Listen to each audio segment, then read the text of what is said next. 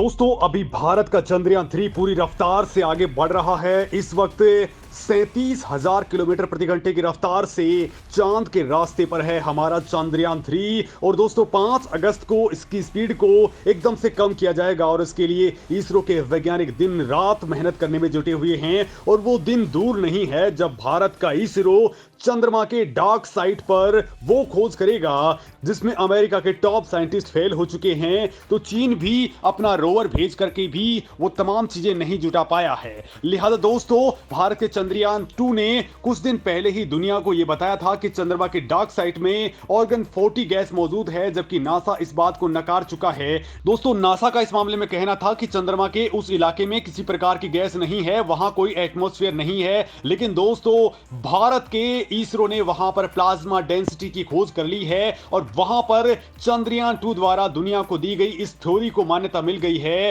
कि वहां पर ऑर्गन 40 गैस भी मौजूद है। मतलब दोस्तों अब असली धमाका 23 अगस्त को होने वाला है और उसके बाद 14 दिनों तक दुनिया को एक के बाद एक तगड़े रहस्य सुलझते हुए नजर आएंगे जिसमें दुनिया आज तक उलझी हुई है। दोस्तों इसी के साथ ही भारत के वैज्ञानिकों ने स्पेस के साथ साथ तमाम तरह के रहस्यों को सुलझाने के लिए तगड़ी मेहनत करना स्टार्ट कर दिया है और इसी को लेकर के आज ऐसी खबर सामने आई है जिसे जानकर आप भी खुशी से उछल पड़ेंगे, क्योंकि दोस्तों पिछले 75 सालों से जो दुनिया के लिए रहस्य बना हुआ था, आखिरकार भारत के वैज्ञानिकों ने उस पहेली को सुलझा डाला है।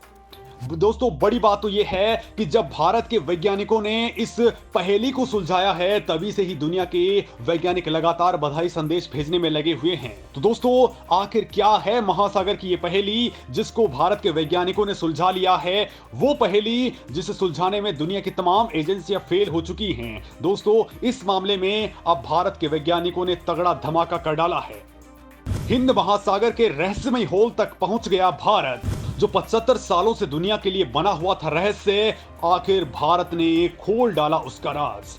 जी हां दोस्तों, भारत के वैज्ञानिक न केवल स्पेस में झंडे गाड़ रहे हैं बल्कि अब तो समंदर के अंदर भी रहस्यों को खोज करके बाहर लाने में भारत ने तगड़ी कामयाबी हासिल कर ली है। दोस्तों बड़ी बात तो यह है कि इस तरह की पहेलियों को सुलझाने में वैज्ञानिकों को कई साल लग जाते हैं और कई अनसुलझे ही रह जाते हैं। ऐसे में हिंद महासागर में साल 1948 में मिला एक विशालकाय होल का रहस्य अब तक रहस्य ही बना हुआ था। और दोस्तों अब इसको लेकर के भारत के वैज्ञानिकों ने बड़ा ऐलान कर दिया है। इस होल की खोज डच जियोफिजिस्ट फेलिक्स एंड्रीज वेनिंग मैसेंज ने की थी, लेकिन दोस्तों अब भारत के वैज्ञानिकों ने इसका रहस्य सुलझा लिया है।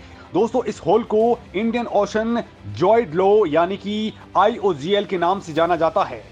ये 2 लाख स्क्वायर मील में फैला हुआ है और दोस्तों ये धरती के ऊपरी भाग से 600 मील यानी कि 960 किलोमीटर अंदर तक फैला हुआ है। ऐसा माना जाता है कि इस क्षेत्र में काफी कम गुरुत्वाकर्षण है, यानी यहाँ पर ग्रेविटी है वो बहुत कम पाई जाती है। दोस्तों भारतीय भूवैज्ञानिक देबाजन पॉल और अत्रेय घोष ने इस रहस्यमय होल की स्टडी की है। उन्होंने बताया है कि इतने लंबे वक्त से बने इस होल का राज भी इसके अंदर ही मौजूद है। उन्होंने बताया है कि ये ज्वाइड लगभग 29 मिलियन साल पहले निर्मित हुआ होगा जब हिंद महासागर का निर्माण हो रहा था। उन्होंने बताया कि इसकी पूरी जानकारी के लिए धरती के प्लेट टेक्टोनिक्स की गति के बारे में जानना जरूरी है। दरअसल दोस्तों धरती का निर्माण प्लेटों से मिलकर के हुआ है जिसे प्लेट टेक्टोनिक्स कहा जाता है और इन प्लेट्स में लगातार गति बनी रहती है जिसे प्लेट टेक्टोनिक्स गति कहा जाता है। दरअसल दोस्तों जब भारतीय उपमहाद्वीप अफ्रीका से टूट करके अलग बना था दोस्तों तब से ही यहाँ पर भारत, हिंद महासागर और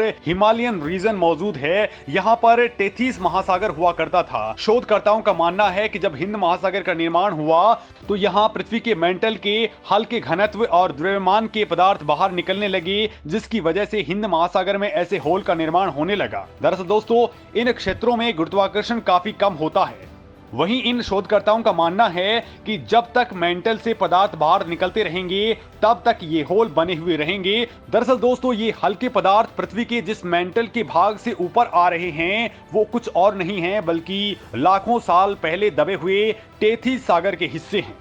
दोस्तों, इस बड़ी खोज के बाद में अब दुनिया के वैज्ञानिक भारत के ऊपर तगड़ा भरोसा जताने लग गए हैं और इसी दौरान भारत ने एक और तगड़ा कमाल कर डाला है। भारत के वैज्ञानिकों ने हिमालय में 60 करोड़ साल पुरानी चीज को खोज निकाला है। दोस्तों, भारत को करोड़ों साल पुराना समुद्री पानी मिल चुका है। दोस्तों, ये खोज भी अपने आप में बेहद खास है, जिसको लेकर के बड़ा खुलासा हो चुका है। भारत के वैज्ञानिकों ने इस बड़ी खोज को अंजाम देते हुए हिमालयन रीजन के अंदर करीब 60 करोड़ साल पुराने समुद्री पानी की बूंदों की खोज की है। समुद्री पानी की ये बूंदें खनिज भंडारों के बीच में मौजूद थी, जो संभवतः लगभग 600 मिलियन साल पहले वहां पर मौजूद एक प्राचीन महासागर की हो सकती हैं।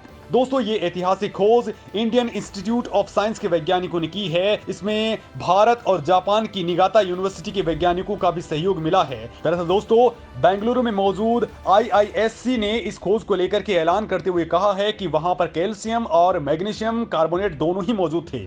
इनके विश्लेषण से टीम को उन संभावित घटनाओं की जानकारी मिली है जिनके कारण धरती के इतिहास में एक बड़ी ऑक्सीजनीकरण की घटना हुई होगी। दोस्तों, वैज्ञानिकों का इस मामले में मानना है कि 70 से लेकर के 50 करोड़ साल पहले पृथ्वी बर्फ की मोटी चादरों से ढकी हुई थी। बयान में यह भी कहा गया है कि इसके बाद धरती के वायुमंडल में ऑक्सीजन की मात्रा में वृद्धि हुई, जिससे दोस्तों धरती के ऊपर जटिल जीवन का विकास हुआ। IISc के वैज्ञानिकों ने कहा है कि अब तक ये ठीक से समझ नहीं पाए हैं कि अच्छी तरह से संरक्षित जीवाश्मों की कमी और पृथ्वी के इतिहास में मौजूद सभी महासागरों के लुप्त होने की असल वजह में क्या संबंध है। इंडियन इंस्टीट्यूट ने कहा है कि हिमालय में ऐसे समुद्री चट्टानों का पता चलने से ऐसे कुछ सवालों का जवाब मिल सकता है, जो अब वैज्ञानिकों के लिए बेहद खास है। दोस्तों, भारत के वैज्ञानिकों ने कहा है कि हम पुराने महासागरों के बारे में ज्यादा नहीं जानते हैं। वो वर्तमान महासागरों की तुलना में कितने अलग और कितने समान थे। क्या वो अधिक अम्लीय, पोषक तत्वों से भरपूर, गर्म या ठंडे थे? उनके रासायनिक और